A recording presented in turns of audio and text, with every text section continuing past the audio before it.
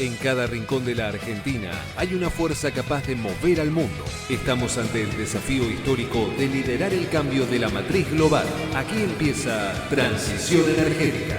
Ese puente imprescindible que une al petróleo y el gas, la minería y las renovables. Con la conducción de Ignacio Ortiz y la participación de columnistas e invitados que ayudan a entender todas las dimensiones del sector más dinámico de la economía.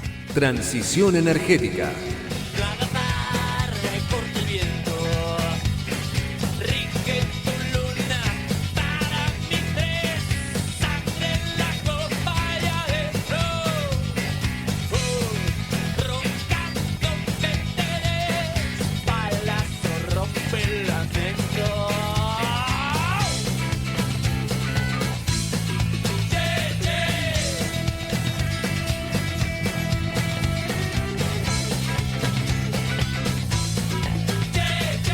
Muy buenas noches, bienvenidos nuevamente a Transición Energética, este programa, este espacio que hacemos todos los jueves a partir de las 20, donde charlamos, nos informamos, discutimos un poco si hace falta sobre el mundo energético, el mundo minero y la infraestructura que une a esos dos mundos, ¿no? Esta semana resulta casi coincidente, se están dando una serie de novedades en torno a lo que se empieza a denominar la otra joya que tiene Vaca Muerta. Ya no estamos hablando del gas natural, no estamos hablando del petróleo, dos productos de exportación importantes, sino que estamos hablando de los líquidos del gas natural, los famosos NGLs para el sector, famosos para el sector, aclaro, y que no es otra cosa que todos los componentes que vienen junto con el gas natural. Esto es etano, propano, butano, gasolinas. ¿Y por qué menciono esto? Porque esto viene atado a la necesidad que tiene la industria de poder hacer esa separación del gas natural de esos líquidos como para poder seguir produciendo crudo. Después lo vamos a explicar un poquito más en detalle. Pero esto viene a colación entonces porque se acaba de anunciar una inversión, se acaba de confirmar una inversión que había sido anunciada semanas atrás, que es la construcción de una nueva planta de separación de líquidos y fraccionamiento de estos productos que se llaman NGLs, a cargo de la empresa TGS por unos 3.000 millones de dólares. Esto tendrá un proceso de construcción de 45 meses, estará para fines de 2029, principios de 2030. Está involucrado YPF porque va a ser el principal dador del gas natural que requiere esta industria. Está involucrado también Chevron, Pluspetrol y seguramente Pampa Energía como uno de los accionistas de TGS. Pero al mismo tiempo, en los últimos días concurrimos a Bahía Blanca porque se produjo una invitación de parte de la compañía Mega, una de las empresas que es accionista mayoritaria YPF, donde inauguró una ampliación de estos mismos líquidos del gas natural, que hoy en día todo lo que se produzca de ahora en más es de exportación, porque el mercado local está totalmente abastecido. Esta es la primera etapa, se inauguró un nuevo tren de fraccionamiento, son 3 columnas donde se produce en una el etano, en la otra el butano, en la otra el propano y finalmente la gasolina como producto final. Hubo allí el anuncio formal de que YPF se sumaba al proyecto de TGS y en conjunto se está dando en Bahía Blanca un polo petroquímico, el relanzamiento de un polo petroquímico que es lo que le va a dar valor finalmente a la producción de Vaca Muerta, en particular el gas natural. ¿Y por qué decíamos que es necesario la separación de líquidos de gases? Precisamente por la gran cantidad de gas asociado que tiene el petróleo cuando se lo produce. El gran producto de exportación que está teniendo ahora la Argentina y que lo va a seguir teniendo el año que viene cuando se inaugure el VEMOS. Entonces, cuando se extrae petróleo, se extrae gas asociado y ese gas asociado, como es muy rico, tiene una serie de componentes que no se pueden inyectar directamente a la red de gasoductos que nos llega a nuestros domicilios. Y por eso es necesario sacar esos líquidos que son productos de exportación. Entonces, 2 inversiones más que interesantes, seguramente por el poder que tiene la industria y por el peso que está teniendo esta producción, va a hacer falta otras plantas, pero eso ya lo iremos viendo en los próximos programas con algún especialista que nos cuente hasta dónde se puede llegar con esto. Quiero contarles entonces qué es lo que vamos a tener en este programa. Vamos a meternos en el mundo de los biocombustibles.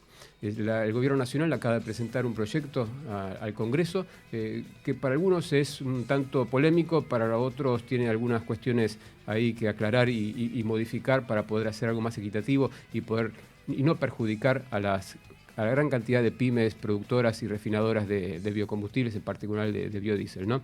Y por eso vamos a estar con Federico Martelli, que es el director ejecutivo de CEPREP, que es la Cámara de Empresas Pymes Regionales Elaboradoras de Biocombustibles. Luego, en la segunda parte de nuestro programa, vamos a estar con Alejandro Einstos, un economista que es investigador de la UBA CONICET y además del Observatorio de Tarifas y Servicios Públicos, con quien vamos a analizar un tema que queríamos charlar en los últimos tiempos sobre qué está ocurriendo con los subsidios, ¿no? Subsidios que, a pesar de los ajustes tarifarios, se están duplicando el primer cuatrimestre con respecto a lo que ha sido el primer cuatrimestre del año pasado, y no entendemos muy bien por qué. Tenemos una idea, mejor dicho, pero Alejandro nos va a poder explicar con más detalle.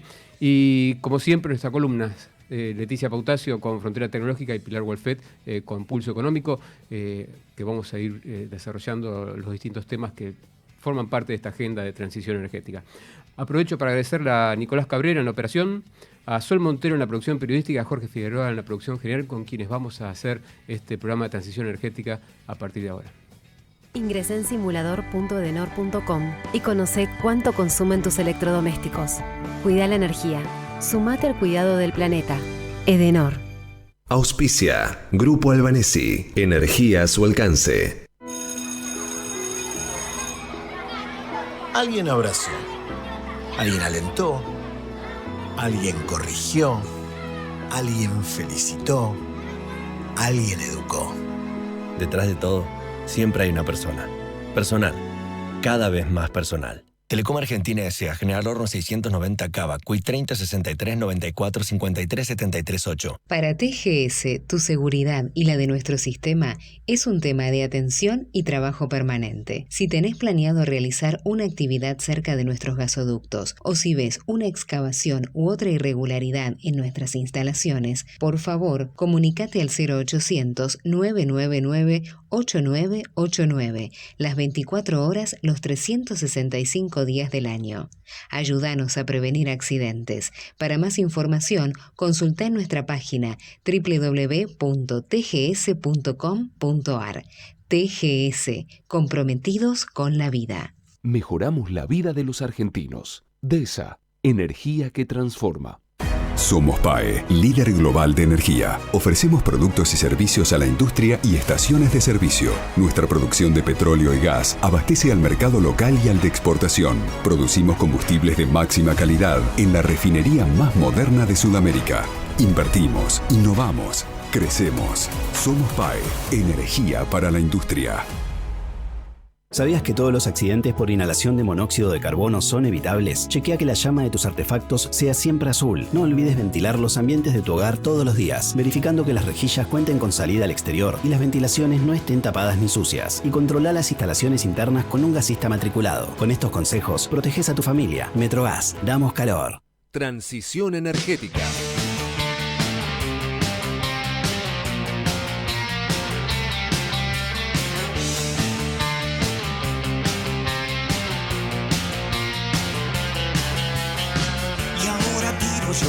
Porque me toca en este tiempo de plumaje blanco, un mudo con tu voz y un ciego como yo, vencedores vencidos, te has fugado, me hago. Muy bien, muchas gracias. Y con este tema musical que hacemos un mini homenaje desde acá, ¿no? Como se ha hecho tanto en los últimos días.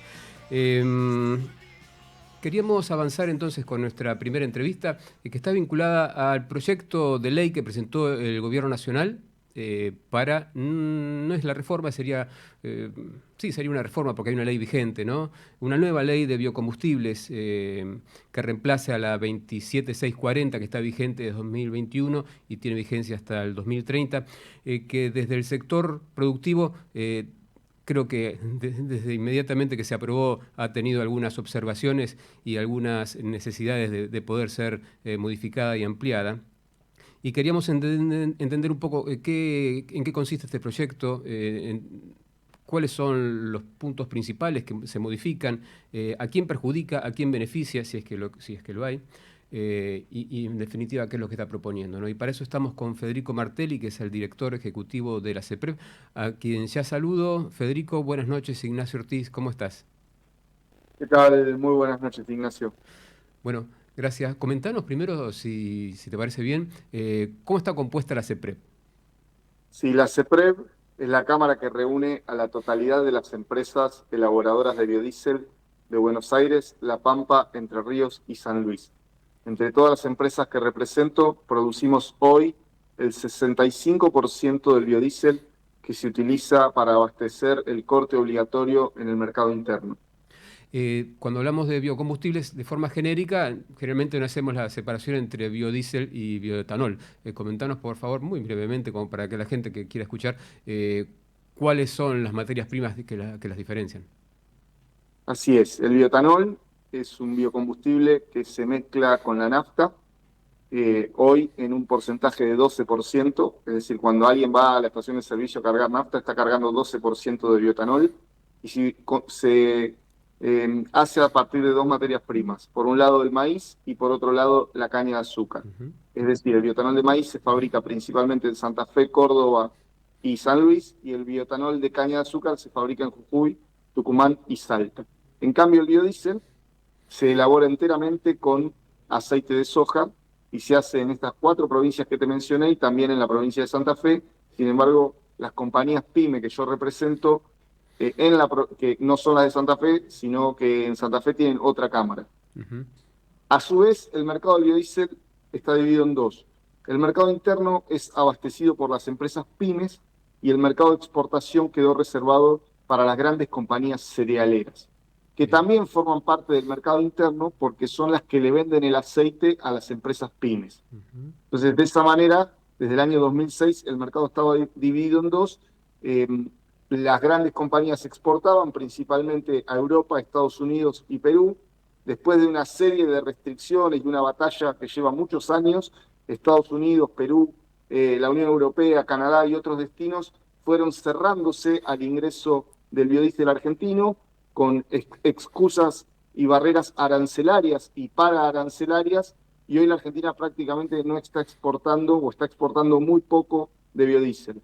Frente a esto, las compañías cerealeras reclaman algo que nunca habían reclamado porque el core del negocio era la exportación. Hoy se dan vuelta y quieren colocar su producción en el mercado interno, pero no ampliando el corte, no ampliando el volumen de biodiesel que se produce, sino desplazando las pymes.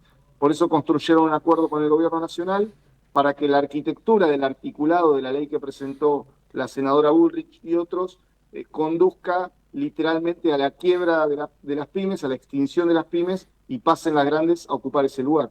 Quiere decir, primero, por lo que estás comentándonos, es una industria fuertemente regional, con representación y desarrollo de inversiones en las últimas 2 décadas muy importantes, y generación de empleo y agregación de valor en las provincias, que es lo que siempre se busca de cualquier industria, ¿no?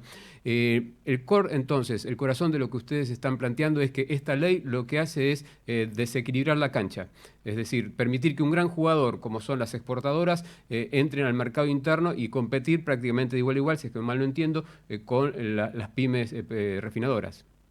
Sí, no hay paridad de armas. Por varios motivos. En primer lugar, por los costos del flete. Las compañías integradas, es decir, las que compran el poroto, lo muelen, extraen la harina de soja, la exportan, extraen el aceite, lo exportan o extraen el aceite para fabricar biodiesel. Esas compañías integradas ya tienen el aceite incorporado en su planta. En cambio, las compañías pymes tienen que movilizarlo desde esas plantas hasta las suyas, y ahí hay una diferencia muy importante de flete que puede ir desde los $6 hasta los $35 por tonelada. El segundo elemento que hace imposible esa competencia es la idea de que hay que competir contra el proveedor de tu materia prima, que en los últimos 20 años ha tenido una característica que debe conocerse por quienes toman las decisiones, y nosotros hemos tratado de aclarársela a los senadores y a los diputados, que es que cobran una prima por sobre la paridad de exportación. Es decir, si exportan el aceite a $900 por tonelada, se lo venden a las pymes a $950. Uno diría, ¿por qué se infla el precio artificialmente? ¿Por qué se vende por sobre la paridad de exportación? Si el negocio es exportar el aceite, a la pyme que está a 100 kilómetros o 200 kilómetros debería venderse a un precio más o menos similar o al mismo precio. Bueno, esto no ocurre porque hay una cartelización de precio en el cual las grandes cerealeras se ponen de acuerdo para aplicar esta prima y obtener una rentabilidad extraordinaria. Entonces, si sumamos el costo del flete, sumamos que competiríamos eventualmente contra el dueño de la materia prima, y si sumamos también que tienen ventajas impositivas, ya que al ser dueñas del propio aceite no pagan ni ingresos brutos ni impuesto al cheque por ese aceite. Y ahí ya, solo en impuestos, hay más de 4 puntos porcentuales de sobrecosto para una pyme. Por eso nosotros señalamos que de aprobarse esta ley, las pymes directamente irían a la quiebra. Y el gobierno lo sabe y el gobierno lo reconoce, por eso en la propia ley establece un mecanismo decreciente de participación regulada de las pymes. Les protege un cupo para que sigan existiendo, pero lo va extinguiendo a lo largo del tiempo. Primero son 5 puntos porcentuales, después son 4, después son 3 puntos y después ya 0. Después competencia libre contra las compañías aceiteras. Cuando le preguntamos al gobierno por qué directamente obviaba el proceso de transición y directamente no entraba en vigencia la ley de un día para el otro, en el gobierno contestan que de esa manera las pymes quebrarían de un día para el otro y sería un escándalo político. En cambio, si se van muriendo de a poco, es más sencillo de disfrazar. Este es el argumento. Sí. Entonces, naturalmente, nosotros manifestamos una oposición muy clara y hacemos un llamado de atención a todos, porque como vos bien dijiste, mira, de las 25 pymes que hacen biodiesel, 24 están en el interior del país y muchas en pueblos muy chiquitos, donde funcionan como agregado de valor a la cadena, emplean profesionales jóvenes, ayudan al arraigo de trabajadores, se pagan salarios que están 5 veces por encima del salario mínimo vital y móvil, son salarios dignos, movilizan la economía de sus comunidades. No hay ningún motivo por el cual se quiera conducir a la quiebra, porque no se va a fabricar más biodiesel, el corte va a ser más o menos el mismo, no se van a crear nuevos empleos, al revés, se van a destruir empleos, no va a haber nuevas inversiones, porque las plantas de biodiesel de las compañías aceiteras ya existen y son gigantes, son 10, 15 veces más grandes que las pymes. O sea, no hay ningún motivo que se pueda explicar por el cual se está tomando esta decisión. Sí. El caso del bioetanol, ¿puede ser un espejo de lo que se tendría que trabajar en el biodiesel? Son dos industrias, son industrias distintas, obviamente, porque producen productos distintos, pero ¿tienen algún punto de comparación? ¿Algo se puede copiar del sector del bioetanol como para aplicar al biodiesel? ¿Cómo funcionan en paralelo? Exactamente. Mira, en bioetanol ocurre algo, que es que el bioetanol de caña de azúcar es significativamente más caro que el bioetanol de maíz. Entonces, si una compañía petrolera, para realizar el corte obligatorio, pudiera optar entre comprar bioetanol de caña o comprar bioetanol de maíz, ¿qué compraría? Compraría bioetanol de maíz. Y el bioetanol de caña no tendría mercado. Entonces, la propia ley que firma Patricia Bullrich le asegura al bioetanol de caña 6 puntos porcentuales, que casualmente es toda la capacidad de producción que tienen. Es decir, la ley machea toda la oferta con toda la demanda y de esa manera garantiza que la caña de azúcar pueda seguir produciendo pese a ser más cara. Lo que nosotros reclamamos es que en biodiesel se aplique un mecanismo similar, es decir, una parte del cupo para las compañías integradas, para las grandes aceiteras, y otra parte del cupo para las pymes regionales que están alejadas del puerto, que tienen costos diferentes. De esa manera se podría convivir tanto las aceiteras como las pymes regionales. Para esto habría que subir el corte e industrializar mucha más materia prima, industrializar mucho más aceite de soja. El gobierno también se resiste a subir el corte con argumentos no muy claros, donde evidentemente hay una presión muy grande de las compañías petroleras que se están negando a subir el corte. Ahora, entonces, lo que ustedes están proponiendo es, si bien habría cupos para unos, las grandes productoras y las pymes, y eso achicaría el mercado con la torta actual, la única solución es agrandar la torta. Esto significa agrandar el cupo, ¿no? ¿Y qué porcentajes ustedes consideran que se debería incrementar de manera que ese cupo que le corresponde a las pequeñas y medianas empresas asegure su productividad? Lo ideal sería ir a un corte de 15%. En primer lugar, quiero aclarar que todo el biodiesel que se produce no desplaza producción de diésel de hidrocarburos, porque la capacidad de refinación de la Argentina está a tope. Por más que hay planes para mejorar los procesos en algunas refinerías, la Argentina va a seguir siendo deficitaria y va a tener que seguir importando diésel de hidrocarburo durante las próximas décadas. Entonces hay primero un efecto positivo con el ahorro de divisas y la mayor industrialización de materia prima. También eso implica sostener una tensión, una demanda creciente sobre el producto, sobre el aceite de soja, sobre el poroto, y eso mantiene el precio de la cadena de oleaginosas más alto, y eso también le redundaría al Estado en mayor captación de tributos. Entonces, hay muchas externalidades positivas de subir el corte al 15%. El gobierno dice que generaría un hueco fiscal porque los biocombustibles no pagan el impuesto a los combustibles líquidos y no pagan el impuesto a los dióxidos de carbono.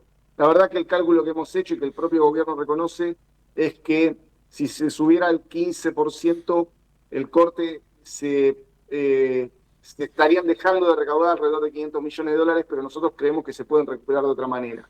Aún si el gobierno no quisiera subirlo al 15%, se podría subir al 12% y tener 6 puntos porcentuales para las compañías integradas y 6 puntos porcentuales para las pymes regionales. Bien.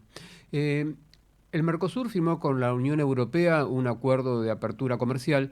¿En qué quedó el aspecto vinculado a los biocombustibles y cómo afecta esta posibilidad de reingresar al mercado europeo con producción que se exportaba hasta hace unos años?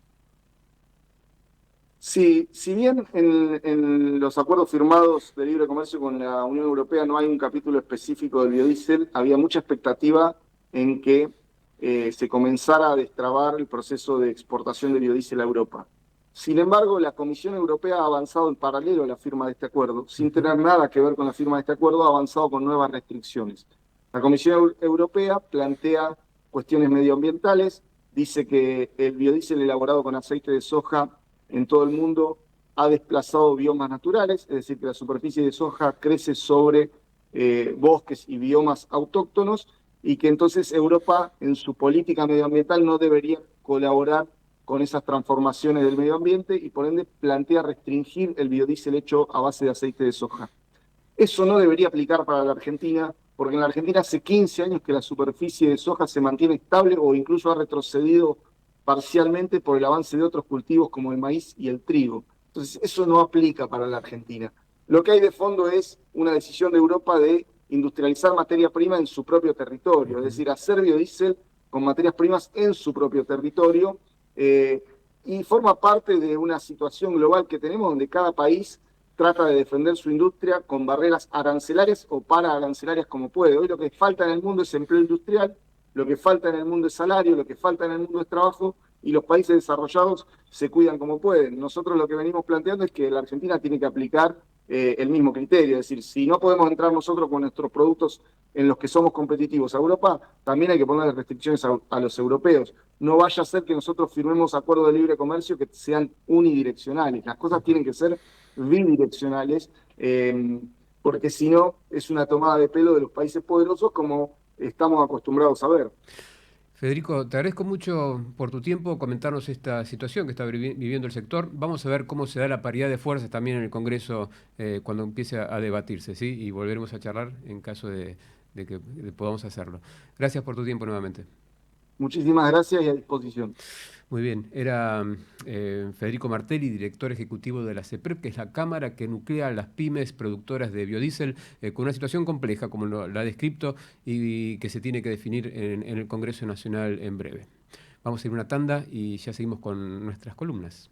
Shell Argentina. Impulsamos la energía del país, de Vaca Muerta al mundo. ¿Sabías que PCR es una compañía argentina con más de 100 años de trayectoria en petróleo, cemento y energías renovables? PCR es la empresa privada más antigua de la industria petrolera argentina, con operaciones en Mendoza, La Pampa y Ecuador. PCR es la número 1 en ventas de cemento en la Patagonia, con plantas en Comodoro Rivadavia y Pico Truncado. Y además, PCR es líder en energías renovables, operando 4 complejos de parques eólicos con una potencia instalada de 545 megavatios en Santa Cruz, Buenos Aires y San Luis. Conoce más en pcr.energy. PCR, energía para construir el futuro. Con Movistar Fibra, conecta todas tus versiones a máxima velocidad. Si tu celu es Movistar, tenés 600 megas al precio de 300 megas por 20.500 pesos. Además, viene con Movistar TV gratis por un mes. ¿Qué estás esperando? Contratala ahora llamando al 0800-321-1111. Válido del 6 del 4 al 6 del 5 de 2026. Sujeto a disponibilidad técnica y geográfica. Más info y condiciones o limitaciones aplicables, consultar en movistar.com.ar/legales/internet/fibra.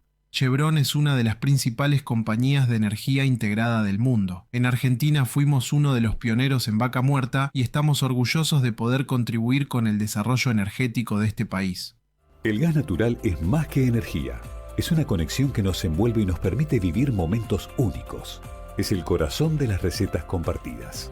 el motor que nos impulsa a emprender, la fuerza que hace girar con velocidad la rueda del desarrollo y un aliado indispensable de numerosos viajes. Formamos parte de tu vida todos los días, porque donde hay energía, hay una historia. Camusi, más que energía. Una mala combustión puede generar monóxido de carbono y poner en riesgo tu salud. Usá solo artefactos habilitados, revisá las instalaciones y asegurá una correcta ventilación. El uso seguro del gas empieza en casa. Para más información ingresá en naturshiban.com.ar. Total Energies avanza en el camino de la transición energética. Transición energética.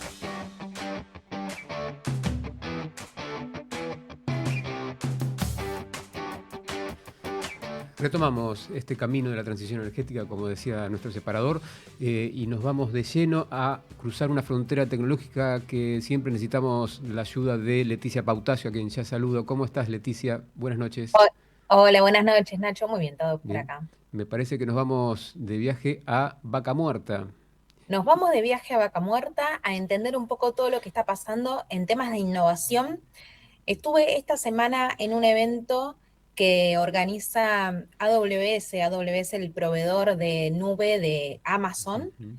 Ellos tienen clientes en numerosos sectores de la economía argentina, pero tienen clientes específicamente en el sector energético y este evento estaba uniendo a ese mundo. Y se comentaron varios casos interesantes que quería traer acá, pero antes de hablar de los casos en particular, quería comentar algo que me parece súper interesante y es cómo está cambiando y cómo se está acelerando la innovación a partir de las nuevas tecnologías, tanto de nube como de inteligencia artificial. ¿Por qué? Porque es mucho más fácil para cualquiera que no tiene ningún conocimiento técnico empezar a programar. Yo no sé si ya te pusiste a jugar en algún momento con inteligencia artificial para programar, pero es algo que es bastante fácil, bastante sencillo, y eso está permitiendo que haya cada vez más innovación, más aplicaciones y más cosas que se puedan estar haciendo adentro de las empresas. Entonces, ahí voy a contar un poco el caso de Pan American Energy, que ellos cambiaron un poco la manera de digitalizar los procesos y de pensar, porque antes estaba centralizado en un único equipo que tenía los temas de ciencias de datos fundamentalmente, y empezaron a darse cuenta que en otras áreas de la empresa había gente que también estaba interesándose por la tecnología, por aprender a usar datos, por aprender a programar, y bueno, empezaron a ayudar a capacitarlos, a crear espacios para compartir este conocimiento, y con las nuevas aplicaciones de software también empezar a crear sus propias aplicaciones, empezar a digitalizar diferentes partes de la producción con los propios equipos, con las propias personas que estaban trabajando en esos procesos. Bueno, se pasó de un modelo centralizado, como decía, a una red de más de 250 personas hoy que están involucradas en iniciativas de transformación digital a lo largo de toda la empresa. Se crearon 120 aplicaciones, automatizaciones y además agentes de inteligencia artificial, que va a ser otra columna seguramente el tema de agentes, porque todavía no está demasiado desarrollado en general en ninguna industria, no solo en la energética, pero es algo que se viene y que ya adelantaron muchas empresas también en este evento, que ya están trabajando, están pensando, que es como dar el paso adicional, ¿no? No es solo inteligencia artificial que pueda procesar datos, sino que además pueda tomar acción a partir de esos datos que tiene. Ese es el caso de Pan American Energy. Después también presentaron el caso de Vista. Este es un caso para mí también súper interesante porque toca un tema crítico en las empresas energéticas y de petróleo y gas, y en minería también, que tiene que ver con el mantenimiento de los equipos.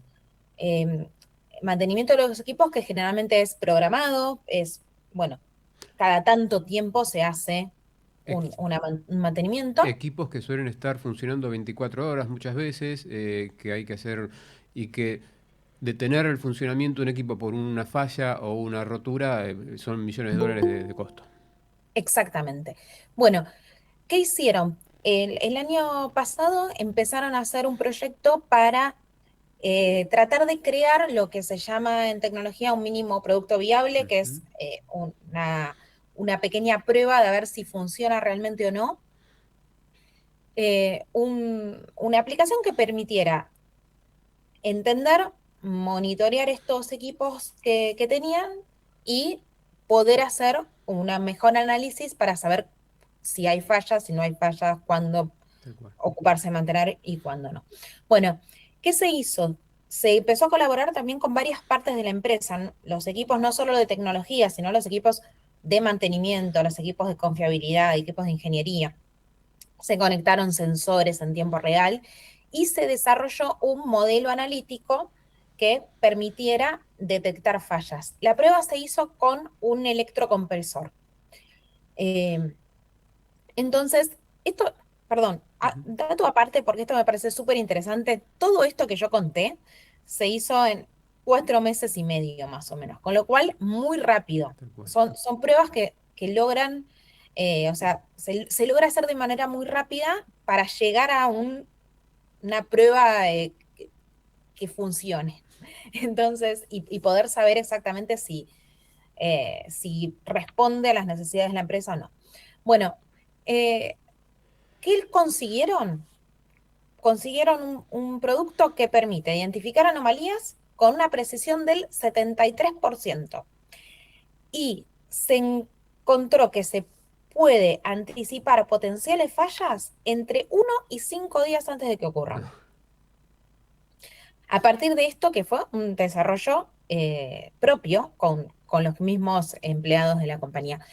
Es súper interesante lo que encontraron, bueno, es que hubo una falla que detectó el modelo que no lo estaban detectando los sistemas tradicionales que vienen con las máquinas, por eso hablan de que se pueden anticipar potenciales fallas mucho antes.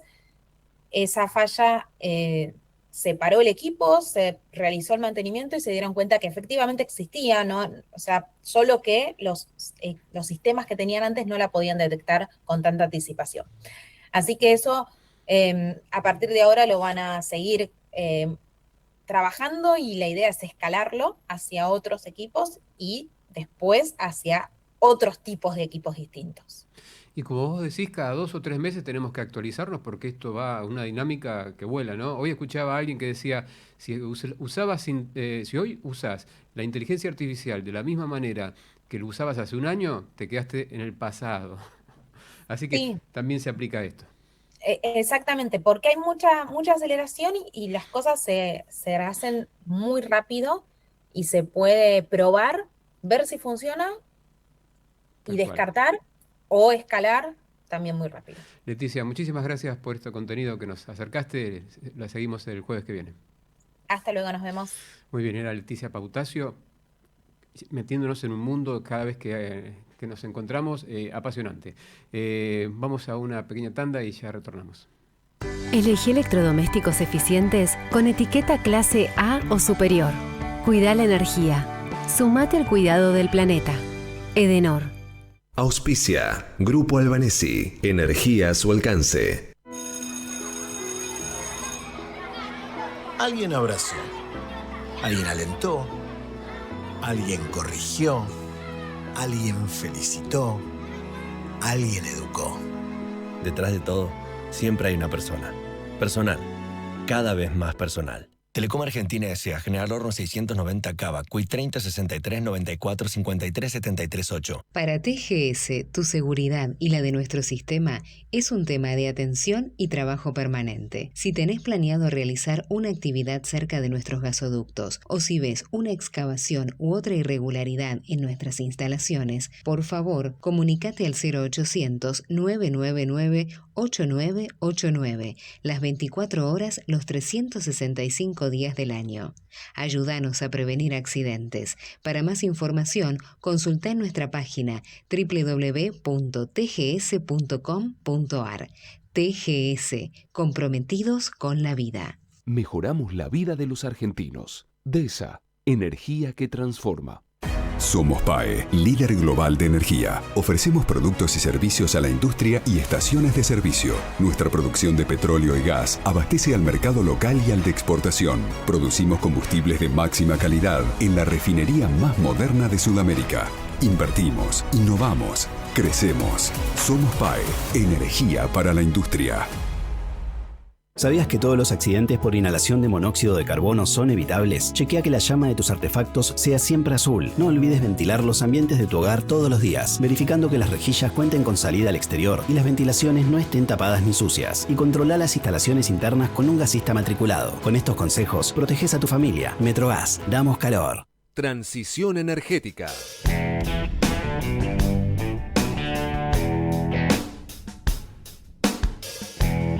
Muy bien, retomamos Transición Energética.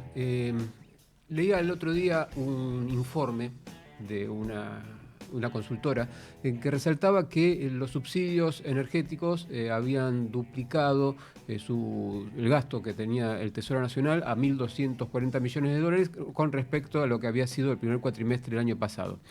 Era un dato llamativo en un contexto donde el gobierno está haciendo un ajuste, una actualización importante desde hace 2 años de las tarifas, tanto de la luz como la del gas.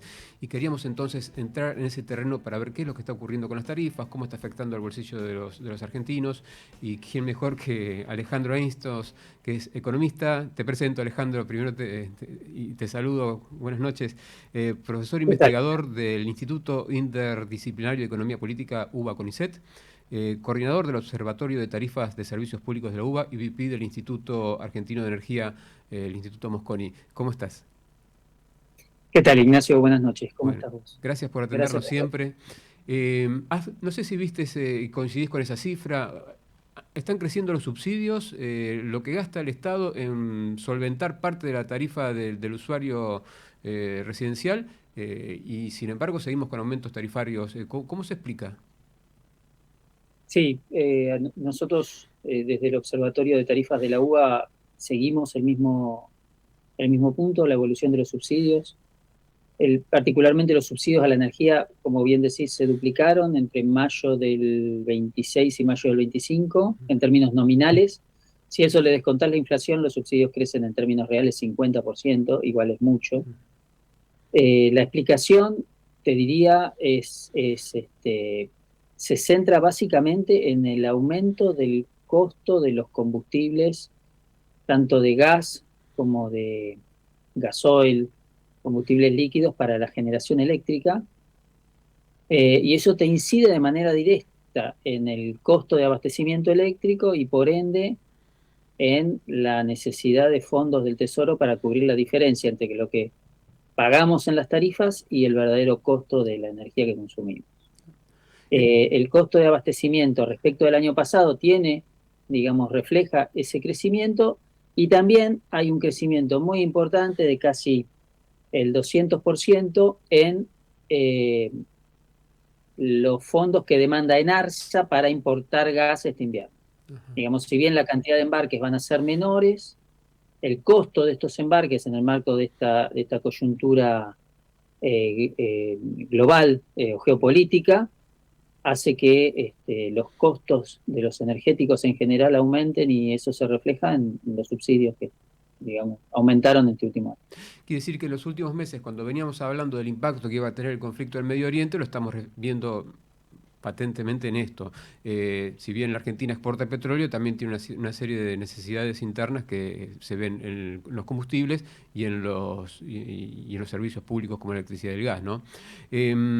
Y todo esto, ¿cómo pesa? Porque usted hace un seguimiento muy detallado de cómo impacta esto en el bolsillo de la gente y en el presupuesto familiar. ¿Cómo sigue esa evolución a partir de estos incrementos fuertes que has mencionado? Bueno, nosotros seguimos una canasta de servicios públicos para el AMBA, para el área metropolitana de Buenos Aires, que incluye transporte, electricidad, gas y agua. Nosotros lo que vemos es, la canasta de servicios públicos tiene una evolución creciente en el tiempo, en términos reales, de la mano del aumento tarifario que vos mencionabas, y si, lo cuantificás en relación al peso de esa tarifa, en relación a un ingreso promedio del sector privado registrado, al inicio de esta administración, en diciembre de 2015, era un poco menos del 5% de ese ingreso, representaba la canasta. Hoy estás en un poco menos del 15%, es decir, el peso de los servicios en los ingresos se triplicó desde el inicio de esta administración a hoy. Y eso, digamos, se refleja también en la sensación térmica que uno tiene, que el ingreso disponible es cada vez menor, y una de las razones que explican esa reducción de los ingresos disponibles de la familia está en la carga, en el peso de los servicios públicos. Bueno, hoy se dio a conocer, no tiene nada que ver, ¿no? Parece que no, pero tiene que verlo. Hoy se dio a conocer las cifras de inflación, del costo de vida, y en uno de los análisis destacaba el peso que está teniendo y el aumento, la aceleración que estuvo teniendo en el último año ese segmento de servicios, ¿no? ¿Cómo has visto ese dato? Bueno, está en esta línea, digamos. Vos pensás que al inicio de esta administración, con la devaluación inicial, las tarifas quedaron muy deprimidas, cubrían una parte muy marginal de los costos energéticos, crecieron, digamos, la canasta que nosotros llevamos creció 800% en estos primeros 2 años de mandato Milei, cuando la inflación, el IPC, creció un poco más del 200%. Digamos, esto es parte de una recomposición necesaria, si vos querés, de las tarifas, pero los servicios públicos te marcan una inercia compleja, un desafío que tiene el gobierno por delante, que es tratar de desindexar este piso que uno parece que el gobierno llegó de 2 puntos mensuales de inflación, donde vos tenés a los servicios en general, no solo los energéticos, el transporte, etcétera, creciendo a la inflación más algo, digamos. El transporte crece IPC más 2, los servicios públicos de gas y electricidad crecen por lo menos el IPC, con el peso de la energía que, como te decía, aumenta en invierno. Entonces vos tenés una inercia, yo te diría, inflacionaria en los servicios públicos, que hace que el índice general de precios encuentre un piso difícil de perforar por la propia inercia de actualización de los precios a partir de la inflación pasada. Es justo también decirlo que esta situación de la inflación energética es común a todo el mundo, ¿no? Todos los países están afrontando con distintas herramientas lo que está viviendo ahora el argentino, lo que vos estás comentando. Comentame, por favor, ¿qué porcentaje de mi tarifa eléctrica y de gas está pagándome el Estado hoy en día como un consumidor medio, ¿no? Mira, en promedio, digamos, hoy tenés dos categorías de clientes, de gas y de electricidad, los subsidiados y los no subsidiados. Los subsidiados hoy pagan alrededor entre un 30 y un 35% factura de gas o electricidad. Los no subsidiados están prácticamente pagando el costo, algún mes pagarán un poco menos. El promedio es que, digamos, el sistema residencial de la Argentina paga el 70% del costo de la energía, tanto gas como electricidad. En transporte estás pagando el 35% del costo del boleto de colectivo. En trenes estás pagando el 3% del costo del boleto del tren. Y en agua, tomando AISA, que presta el servicio en el AMBA, ya no hay subsidios. Es decir, estás pagando el 100% del costo del servicio. Esa sería la radiografía del estado de situación hoy. Y muy llamativa, ¿no? Porque has dado algunos porcentajes que son muy bajos. Si nos ponemos desde el punto de vista de que uno tiene que pagar lo que vale un servicio, son porcentajes realmente bajos los que se están pagando, ¿no? Y bueno, es el eterno dilema que ha tenido la Argentina en los últimos 15, 20 años. ¿Qué está ocurriendo con los combustibles? Porque ustedes también han incorporado, me parece, al análisis que realizan mensualmente este segmento. ¿Qué has visto también con este contexto internacional, no? Antes de los combustibles, si me permitís, Ignacio, un punto que me parece interesante. Cuando uno mira la serie de los subsidios que reflejan esta evolución del peso de las tarifas en los subsidios y, digamos, esta dificultad de perforar el el nivel de subsidios que estamos pagando, o de aumentar la cobertura tarifaria en las tarifas, uno encuentra, digamos, ahí un tema de...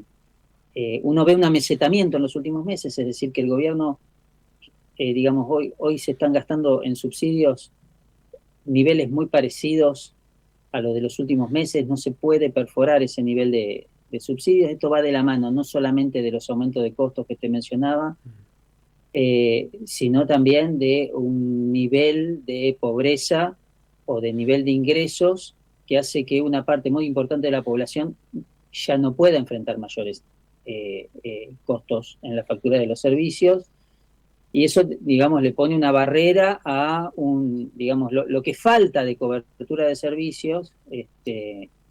Es muy complejo en este esquema donde poco menos del 40% de la población todavía es pobre en la Argentina, ¿no? Respecto a los combustibles, digamos, lo que vemos es una foto donde YPF, a la cabeza de las empresas del sector, ha tomado una decisión de contener parcialmente la suba del precio internacional del petróleo en el mercado interno. Eso, si bien se reflejó en un aumento de las naftas, estamos en una etapa de 45 días de contención de precios. El tema ahí, digamos, es que es una decisión empresarial, lo cual es buena, nos equipara, digamos, lo mismo está haciendo Brasil, Petrobras ha tomado una decisión similar. El punto ahí es que, digamos, como bien dice Marín, hoy te cobro menos para que, digamos, hoy te aguanto yo, pero mañana aguantame vos. Creo que fueron las palabras textuales del presidente YPF. La pregunta es por cuánto tiempo, ¿no? No hay, digamos, me parece que al momento de que los combustibles bajen internacionalmente, porque el conflicto en algún momento terminará, bueno, ¿cuál va a ser el tiempo, el horizonte en el cual los consumidores argentinos vamos a tener que seguir pagando naftas por arriba de los precios internacionales para compensar esta contención de precios que hoy está aplicando la industria? A mi modo de ver, yo creo que en la Argentina, que es un país exportador neto, que lo va a seguir siendo y que lo va a hacer en forma creciente en los próximos años, se debe a algún tipo de norma, de regla para la emergencia, para la excepción, donde por lo menos el abastecimiento del mercado interno, que va a ser una porción cada vez menor de la producción global de petróleo de la Argentina, en condiciones de excepción, cuando los precios internacionales se disparen por arriba, por ejemplo, de $100, tengan un tratamiento diferencial por un periodo acotado en el tiempo.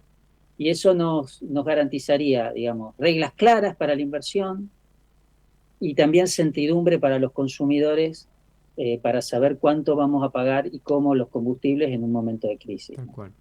Alejandro, me quedo con ese comentario que sumaste. No estaríamos quizás hablando de esto si tuviéramos una economía en crecimiento, generación de empleo y recuperando salarios. Estaríamos hablando de otra cosa quizás, ¿no? Te agradezco mucho tu tiempo, como siempre, un gusto grande. Gracias, Ignacio, por la entrevista. Gracias. Un abrazo. Bueno, era Alejandro Einstos, economista, profesor, investigador y un colega casi, porque siempre nos brinda su tiempo con mucha amabilidad.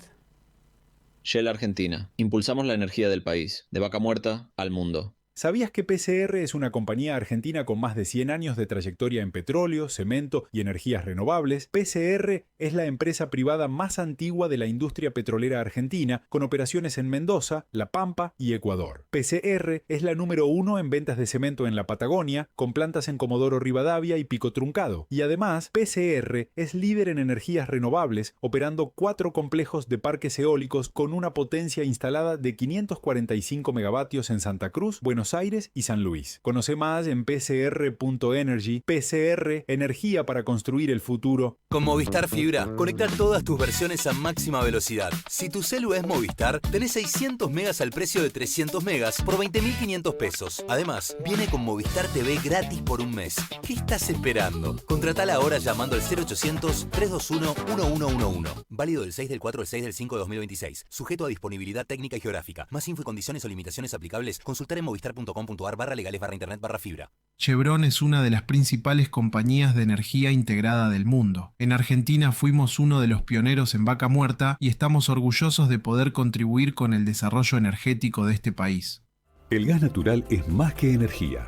Es una conexión que nos envuelve y nos permite vivir momentos únicos. Es el corazón de las recetas compartidas. El motor que nos impulsa a emprender. La fuerza que hace girar con velocidad la rueda del desarrollo. Y un aliado indispensable de numerosos viajes. Formamos parte de tu vida todos los días. Porque donde hay energía, hay una historia. Camusi, más que energía. El monóxido de carbono es un gas invisible y sin olor, pero muy peligroso. Para prevenir riesgos, ventilá siempre los ambientes y mantén los artefactos a gas en buen estado. No tapes rejillas de ventilación y realiza controles periódicos. Informarte es la mejor forma de cuidarte. Para más información ingresá en naturgivan.com.ar. Total Energies avanza en el camino de la transición energética. Transición energética.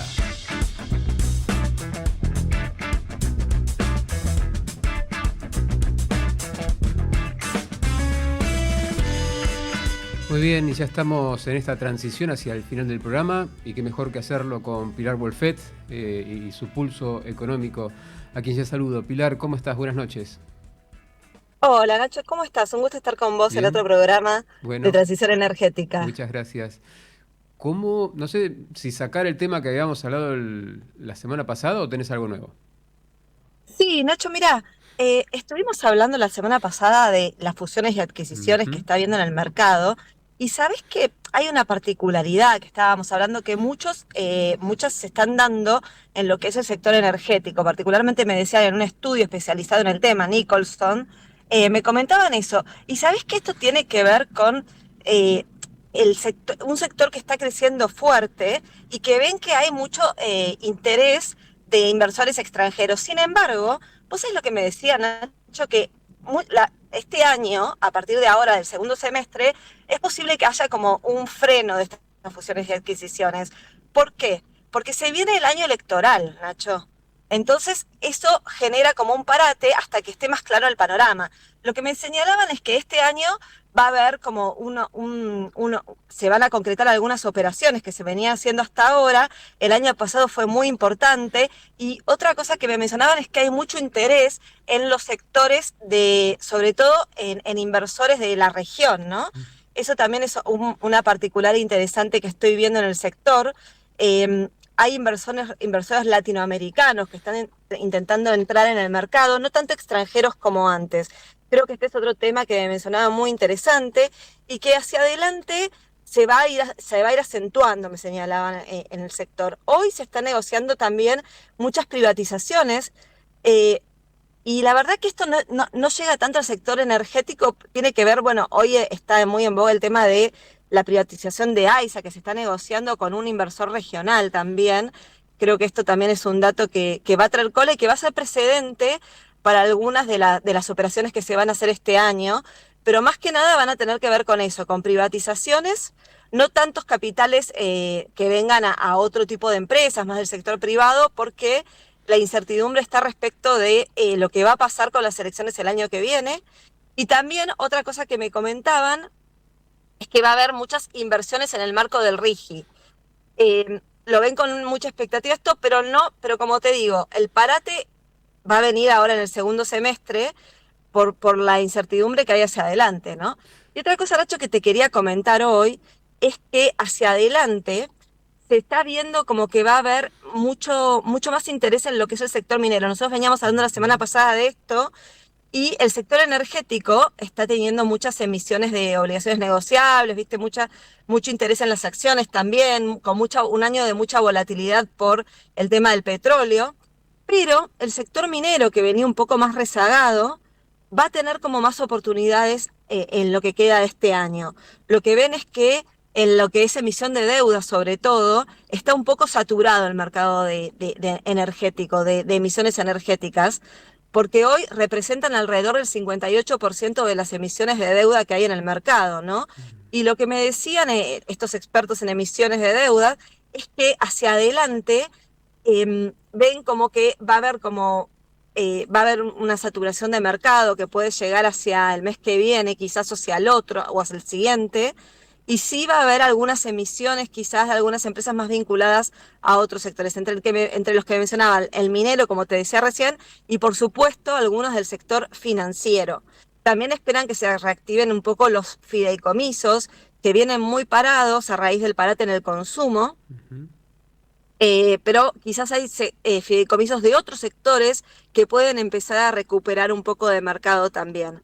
Así que estamos viendo un mercado que también, a raíz del Big Bang que hoy, que ayer oficializó la Comisión Nacional de Valores, estamos viendo un mercado que está entrando en una nueva etapa, diría, ¿no? Una etapa más marcada por el contexto electoral, un mercado más marcado por un poquito de mayor volatilidad cambiaria, quizás porque el gobierno está dejando correr un poco el tipo de cambio.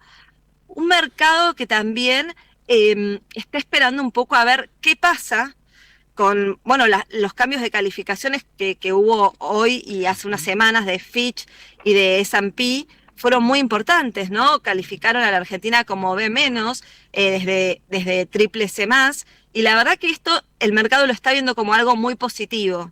Pero claramente también las calificadoras están diciendo que lo que tiene que pasar es que haya una previsibilidad y una continuidad en la política del gobierno hacia adelante. Entonces, y esto es lo mismo que están viendo tanto los inversores como las empresas que hoy están operando en el sector. Por eso te estoy diciendo esto de que, digamos, la previsibilidad hacia adelante va a ser muy importante. Y también a medida que se vaya definiendo un poco el clima político y el clima hacia 2027, creo que eso también va a ser muy importante. Lo que ven los estudios que se dedican a lo que son fusiones y adquisiciones, que era un poco lo que veníamos analizando la semana pasada y que habíamos dicho que íbamos a analizar hoy, y que esta semana me van a pasar un poco algunos números de cuáles son las previsiones hacia adelante. Ya me comprometo la semana que viene a traer más números del sector, porque hoy lo que están viendo es que sí se van a concentrar únicamente en el sector energético y en privatizaciones, esto que te decía recién, pero no ven que este año vaya a haber muchos más cierres de operaciones hasta que no se define el panorama electoral, la previsión que tiene el gobierno sobre su posibilidad de ganar las próximas elecciones, y también el rumbo económico y financiero que, si bien está, digamos, hoy genera el mercado está contento, digo, un poco con el rumbo, ver algunas grietas en el modelo o en el plan económico que llega ante el gobierno, sobre todo en el plan financiero. Entonces lo que tiene que hacer el gobierno es garantizar que tiene los dólares para el año que viene. El otro día en una conferencia de Fitch, que es una de las calificadoras de riesgo que le mejoró la nota a la Argentina, decían que el principal desafío es mantener esta nota y mantener el riesgo país bajo. La noticia de S&P Global hoy ayudó en ese sentido. ¿Por qué? Porque lo que hace es, lo que indica es que dos calificadoras de las tres más importantes en el mundo le mejoraron la nota argentina y dieron el mismo veredicto. Entonces eso ya posiciona mejor al país de cara tanto a los inversores como a los locales también, ¿no? Al mercado local. Por eso hoy tenemos un riesgo país que está en torno a los 444 puntos o 450 puntos, pero hacia adelante el de gran desafío es mantenerlo. Para eso, la Argentina tiene que seguir generando dólares. El sector energético va a ser clave, como venimos diciendo siempre, pero también hay dudas sobre dónde va a sacar el financiamiento, qué va a hacer con la economía y qué va a hacer con el consumo, y con el tipo de cambio también, ¿no? Entonces ahí entramos en una nueva etapa del año, que es más floja en materia de dólares, y donde suele haber menos operaciones, porque se acerca fin de año y de cara a un año electoral del año que viene es más algo, esto se acentúa aún más, ¿no? Tal cual, Pilar. Has ido respondiendo preguntas que me iba haciendo a mí mismo para hacerte, pero las iba respondiendo, así que no podían interrumpirte. Te agradezco mucho tu claridad. el panorama tan completo que nos has brindado y nos vemos el jueves que viene también. Sí, Nacho, dale, el jueves que viene te prometo traer más números porque conseguí una fuente que me va a pasar números muy interesantes del mercado de fusiones y adquisiciones, pero no me los podía dar para hoy, pero sí me había dado un panorama de lo que estaba pasando. Tal cual. Muy buena semana, Pilar. Gracias, Nacho, un beso grande, hasta luego. Grande. Era Pilar Wolfet, y con ella nos despedimos hasta el próximo jueves. Ignacio Ortiz es mi nombre, los saludo, los esperamos en Transición Energética. Esto fue Transición Energética, con la conducción de Ignacio Ortiz y la producción general de Séptimo Cielo. Nos encontramos cada jueves a las 20 para seguir de cerca los sectores que están transformando la economía argentina. Hasta la semana que viene. Somos radio en vivo. Somos podcast. Somos música. Somos noticias. Somos cultura joven. Somos Radio LED. Una nueva forma de entender la radio.